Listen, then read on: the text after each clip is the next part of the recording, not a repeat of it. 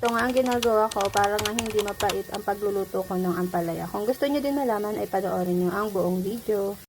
So for today's video ay magluluto tayo ng ginsang ampalaya. So mapait nga to, kaya naman ang ginagawa ko para matanggal nga yung pait niya is nilalagyan ko siya ng tubig at ng asin. At ibababad ko siya ng 30 minutes.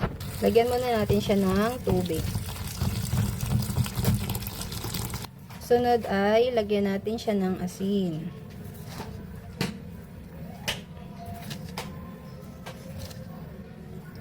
Ayan.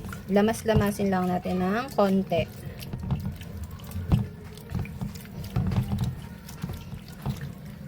At iwan lang nga natin siya ng 30 minutes. Ayan. Magpainit lang tayo ng mantika dito sa ating kawali. Pag mainit na nga, ay maglagay na tayo ng mantika. Painitin lang natin ng konti yung mantika. Pag mainit ng mantika, ilagay na ang sibuyas at bawang. Halu-haluin lang natin, igisa-gisa natin yan hanggang sa lumabas yung aroma natin. At pag ganyan na nga ang itsura niya, ay isunod na natin ilagay yung ampalaya. Ilagay na natin yung ampalaya. Halu-haluin lang natin.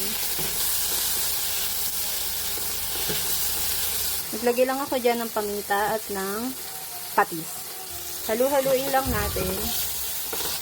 At naglalagay din ako dyan ng egg. Ayan, nalagay ko na yung egg. Hintayin na lang natin siyang kumulo ng konti.